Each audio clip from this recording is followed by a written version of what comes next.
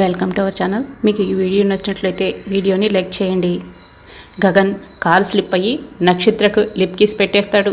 ఈ లోపల రౌడీలు మళ్ళీ కొట్టడానికి వస్తుంటారు. వాళ్ళందరినీ కూడా గగన్ చాలా బాగా కొడుతుంటాడు. తర్వాత ఒక రౌడీ నక్షత్ర దగ్గరికి వచ్చి చేపట్టుకుని లాగుతూ ఉంటాడు. అప్పుడే గగన్ చాలా కోపంగా ఆ రౌడీని కూడా బాగా కొట్టేస్తాడు. అలా రౌడీలందరినీ పదం రోయ్ పారిపోదాం అని అక్కడి నుంచి పారిపోతారు. అప్పుడే నక్షత్ర సిగ్గుతో తన చీరనంతా కూడా కప్పుకుంటూ ఉంటుంది. అప్పుడే గగన్ అక్కడికి వచ్చి తన తన జాకెట్నిచ్చి వేసుకో అంటాడు. తర్వాత వెళ్ళిపో అని నక్షత్రకి గగన్ చెప్తూ ఉంటాడు. అమ్మో నాకు చాలా భయంగా ఉంది అని నక్షత్ర చెప్తూ ఉంటుంది. ఇలా వీళ్ళందరినీ వెనకాల తిప్పుకుంటే ఇలానే చేస్తారు, పద నేనే డ్రాప్ చేస్తాను అని గగన్ చెప్తూ ఉంటాడు. ఇక నక్షత్ర గగన్ చూసి చాలా మురిసిపోతూ ఉంటుంది. కార్లో ఎక్క కూర్చుంటుంది. డ్రైవింగ్ చేస్తున్న గగన్నే చూస్తూ సంతోషపడుతూ ఉంటుంది. తర్వాత భూమి ఈ అపూర్వ ఏంటో ఎన్నిసార్లు బుద్ధి చెప్పినా దారికి రావటం లేదు, మళ్ళీ నన్ను కిడ్నాప్ చేయాలని చూస్తుందా, ఈసారి గట్టిగా బుద్ధి చెప్పాలి అని భూమి అనుకుంటూ కోపంగా ఇంట్లోకి వచ్చి ఆంటీ ఎక్కడా అని సోఫాలో కూర్చున్న పూర్ణిని ప్రశ్నిస్తూ ఉంటుంది. తర్వాత కిచెన్లో ఉందని పూర్ణి చెప్తూ ఉంటుంది. ఈ జనాలేంటో ఇంట్లో మల్లెపూలను వదిలేసి వీధిలో గులాబీలను చూస్తూ ఉంటారు అని భూమి అంటూ ఉంటుంది. దేని గురించి అని పూర్ణి అంటుంది. జనాల గురించి అని భూమి చెప్తూ ఉంటుంది. ఆంటీ ఇంట్లో పెళ్లి చేయాలి, పెళ్లి చూపులు పెట్టుకుంటున్నాం అనుకున్నప్పుడు ఇంట్లో వాళ్ళందరికీ చెప్పాలి కదా ఆంటీ అని భూమి శారదాని అడుగుతూ ఉంటుంది. అందరికీ తెలుసు కదమ్మా అని శారద చెప్తూ ఉంటుంది. అందరికీ అంటే అందరికీ ఎక్కడ తెలుసు ఆంటీ అని భూమి శారదాని అడుగుతూ ఉంటుంది. మా ముగ్గురికి తెలుసు కదమ్మా అని శారద భూమికి చెప్తూ ఉంటుంది. ఇంకెవరికి తెలియాలి అని అంటే నా అని అనగానే ఏంటి నీకా అని పూర్ణి షాకింగ్గా చూస్తూ అడుగుతూ ఉంటుంది. నాకంటే నాకు కాదులే, అంకుల్కి చెప్పాలి కదా అని భూమి మాట మార్చేస్తూ ఉంటుంది. ఆయనకి చెప్పాల్సిన అవసరం లేదు, ఆయన ఉన్నా లేనట్టే అని పూర్ణి చెప్తూ ఉంటుంది. పూర్ణి ఏంటా మాటలు, గగన్ అంటే చిన్నప్పటి నుంచి ఆయన తీసుకోవాల్సిన బాధ్యతలన్నింటినీ తీసుకున్నాడు కాబట్టి గగన్ మాట్లాడిన ఒక అర్థం ఉంటుంది. కానీ ఆయన మదన్ని వదిలి వెళ్ళిపోయినప్పుడు నువ్వు ఉయ్యాల్లో పెట్టివి, నీకు మాట్లాడే అర్హత లేదు. అయినా ఆయన అక్కడ ఉన్నా ఎక్కడ ఉన్నా ఆయన నీకు నాన్న అని శారద పూర్ణిని తిడుతూ ఉంటుంది. పూర్ణి ఏంటంటే ఒక్క మాట అయితే చెప్పాలి కదా అని భూమి అంటంతో ఆయనకి చెప్తే గగన్కి అస్సలు ఇష్టం ఉండదు, అసలు పెళ్ళి వద్దంటాడు, నీకు తెలుసు కదమ్మా అని శారద చెప్తూ ఉంటుంది. అవునులేండి అది నిజమేలేండి అని, అయినా మీకు ఎలాంటి కోడలు కావాలి అని భూమి అడుగుతూ ఉంటుంది. ఎలాంటి కోడలేంటి, వాడికి ఇష్టమైతే చాలు కదమ్మా అని శారద చెప్తూ ఉంటుంది.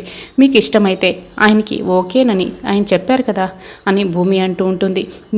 మీ కోడలు ఎలా ఉంటే నచ్చుతుంది చెప్పండి అని భూమి సిగ్గుపడుతూ అడుగుతూ ఉంటుంది. నిజంగా మనసులో మాట చెప్పనా, నాకు నీలాంటి కోడలు కావాలమ్మా అని భూమిని రెండు చెంపలు పట్టుకొని శారద చెప్తూ ఉంటుంది. భూమి చాలా సంతోషపడిపోతూ సిగ్గుపడుతూ ఉంటుంది. ఏంటి భూమి లాంటి అమ్మాయ్యా నువ్వు, ఈ విషయం అన్నయ్యతో అన్నామనుకో పెళ్లి చేసుకోకుండా సన్యాసిగా పుచ్చుకొని వెళ్ళిపోతాడు అని పూర్ణి అంటుంది.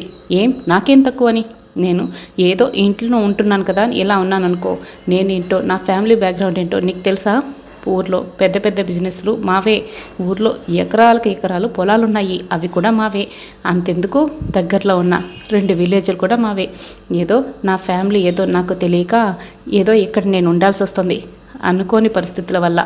అదే మా ఇంటికి వెళ్తే నా రేంజే వేరు, అప్పుడు నా రేంజ్ చూసి మీరే భూమి కావాలని నా వెంట పడతారు తెలుసా అని భూమి పూర్ణికి చెప్తూ ఉంటుంది. అబ్బా ఎవరమ్మా అంత పెద్ద ఫ్యామిలీ, చెప్పడానికైతే ఇంత పెద్ద లిస్ట్ చెప్పావు కానీ అని పూర్ణి అడుగుతూ ఉంటుంది. ఇప్పటికిప్పుడైతే నేను చెప్పలేకపోవచ్చు కానీ ఓ రోజు నన్ను తీసుకువెళ్ళటానికి ఒక పెద్ద ఊరేగింపు వస్తుంది, అప్పుడు మీకు అర్థమవుతుంది అని భూమి పూర్ణికి శారదకు చెప్తూ ఉంటుంది. నువ్వంతా పెద్ద ఇంటి తానవైతే మాకింకా అంతకంటే సంతోషం ఏముంది అని శారద అంటూ ఉంటుంది. నేను ఎంత పెద్ద ఇంటి దాన్నైనా కూడా నేను మిమ్మల్ని మీ ఫ్యామిలీని అస్సలు వదిలిపెట్టి వెళ్ళను అని భూమి చెప్తూ ఉంటుంది. ఏం పెళ్లి చేసుకొని అత్తారింటికి వెళ్ళవా అని పూర్ణి అంటుంది. అత్తారిల్లు ఇదే కదా అని భూమి అంటంతో ఇద్దరు షాకింగ్గా చూస్తూ ఉంటారు. ఏంటి అని పూర్ణి అడుగుతూ ఉంటుంది. అప్పుడైనా ఇది నా ఇల్లే అని చెప్తున్నాను అని భూమి మేనేజ్ చేస్తూ ఉంటుంది. శారద నవ్వుకుంటూ అక్కడి నుంచి వెళ్ళిపోతూ ఉంటుంది. అపూర్వ ఒకచోట ఒక కార్ని ఆపేసి అలాగే రోడ్డు పైన కుప్పకూలిపోయి ఉంటుంది. ఆ వెధవలు నా నక్షత్రని ఎంత ఇబ్బంది పెడుతున్నారో ఏంటో, ఈ వెధవల ఫోన్ చేసి చావటం లేదే అని నక్షత్రకి ఫోన్ చేస్తూ ఉంటుంది. నక్షత్ర డ్రైవ్ చేస్తున్న గగన్ చూస్తూ మాటికి సంతోషపడుతూ సిగ్గుపడుతూ ఉంటుంది. గగన్ నక్షత్ర వైపు చూస్తూ ఉంటాడు. అప్పుడే అపూర్వ దగ్గర నుంచి ఫోన్ కాల్ వస్తుంటుంది. మమ్మీ అని అనగానే, నక్షత్ర నీకేం కాలేదు కదా, ఆ వేధవులు నిన్నేం ఇబ్బంది పెట్టలేదు కదా, నువ్వు ఎక్కడున్నావు తల్లి, నిన్ను వచ్చి నేను తీసుకొస్తాను అని అపూర్వ గబగబా అడుగుతూ ఉంటుంది. అపూర్వ చెప్పిన మాటలకి, నాకేం కావాలేదు మమ్మీ, నేను ఇంటికే వస్తున్నానులే, నువ్వేం కంగారు పడకు, టెన్షన్ పడుతుమ్మా అని ఫోన్ పెట్టేస్తుంది. అమ్మయ్య, నా బంగారానికి ఏమీ కాలేదు, దేవుడా నా కూతుర్ని కాపాడావయ్యా అని అపూర్వ చాలా సంతోషపడుతూ ఇంటికే బయలుదేరి వెళ్తూ ఉంటుంది. మా మమ్మీ నాకేమైందోనని చాలా కంగారు పడిపోతుంది, ఫోన్ చేసింది అని గగన్తో చెప్తూ ఉంటుంది. అందరినీ కంగారు పెట్టే ఆవిడికి ఇలా కంగారు పడడం చాలా విచిత్రంగా ఉంది కదా అని గగన్ అంటూ ఉంటాడు. తను చేసే తప్పులకి అవతలి వాళ్ళు ఎంత బాధపడుతున్నారో తెలుసుకోవటానికి, వాళ్ళకి అర్థమయ్యేలా చేయటానికి అప్పుడప్పుడు ఇలాంటి అవకాశాలు వస్తూ ఉంటాయి. అవి తప్పు అని తెలుసుకుంటే మచ్చలేని మనిషిగా మిగిలిపోతారు, లేకుంటే అలాగే తప్పు చేసిన మనుషులుగా మిగిలిపోతారు అని గగన్ నక్షత్రకి చెప్తూ ఉంటారు. నక్షత్ర అర్థం కాలేదని నక్షత్ర గగన్కి చెప్తూ ఉంటుంది. మీ అమ్మకు అర్థమవుతుందిలే అని గగన్ అంటూ ఉంటాడు. అప్పుడు అపూర్వ ఇల్లు రాగానే గగన్ కార్ని ఆపేసి, మీ ఇల్లు ఇది అనుకుంటా అని గగన్ చెప్తాడు. ఇది అని నాకు తెలుసు, నువ్వు నా వాడివి అని కూడా నాకు తెలుసు అని నక్షత్ర అంటూ ఉంటుంది. ఏంటి, ఏం మాట్లాడుతున్నావు అని గగన్ అంటాడు. అబ్బే ఏం లేదండి, నేను దిగుతున్నాను అని నక్షత్ర కార్ దిగి లోపలికి రావచ్చు కదా అని అంటే, నేనా ఈ ఇంటి లోపలికే, అది నీకు ఇల్లులా కనిపిస్తుందేమో కానీ నాకు మాత్రం ఇటుకలు పేర్చిన గోడలా కనిపిస్తుంది, నేను ఆ ఇంట్లోకి రావడం అంటూ కుదరదు, నువ్వెళ్ళు అని గగన్ అంటాడు. నేను రమ్మంటున్నది నా వాళ్ళ కోసం కాదు, నువ్వు నన్ను కాపాడినందుకు కృతజ్ఞతగా రమ్మని చెప్తున్నాను అని నక్షత్ర అంటుంది. నేను నిన్ను కాపాడింది నువ్వు నాకు బంధువనో వరుసవుతావనో అయిన దానివనో కాదు, నీ ప్లేస్లో ఎవరున్నా కూడా నేను నా ప్రాణాలు తెగించి మరీ నేను కాపాడుతాను, నీ కృతజ్ఞతలకు నా ధన్యవాదాలు అని గగన్ బయలుదేరి వెళ్తూ ఉంటాడు. ఎందుకు జరగదు, తప్పకుండా జరుగుతుంది, నువ్వు రాచ మర్యాదలతో ఈ ఇంట్లోకి అడుగు పెట్టే రోజు త్వరలోనే వస్తుంది బావా అని నక్షత్ర మనసులో అనుకుంటూ ఉంటుంది. నక్షత్ర లోపలికి వెళ్తూ ఉంటే అప్పుడే నక్షత్ర అని కార్ని ఆపేసి అపూర్వ పరిగెత్తుకుంటూ నక్షత్ర దగ్గరికి వస్తుంది. ఒక్కసారిగా హక్ చేసుకుంటుంది. నీకేమి కాలేదు కదా అని అడుగుతూ ఉంటుంది. కాలేదని నక్షత్ర చెప్తూ ఉంటుంది. నక్షత్ర వేసుకున్న కోటును తీసేసి, పద లోపలికి పద, నీకు ఎవరి దిష్టి కళ్ళు పడ్డాయి ఏమిటో అని లోపలికి తీసుకొచ్చి స్నానం చేపిస్తూ ఉంటుంది. అలాగే శారీతోనే స్నానం చేపిస్తూ ఉంటుంది. నక్షత్ర చేతికి రక్తం అంటుకొని ఉంటుంది. అదేంటి రక్తం అంటుకొని ఉంది, ఏమైంది అని అపూర్వ అడుగుతూ ఉంటుంది. అబ్బే ఏం లేదు మమ్మీ అని నక్షత్ర గగన్ని తలుచుకుంటూ మురిసిపోతూ సంతోషపడుతూ ఉంటుంది. గగన్ చేతికి గాయమైనప్పుడు ఆ గాయమైన చేతితోనే పద వెళ్దామని నక్షత్రం పట్టుకొని కారులో కూర్చోబెడుతుంటాడు.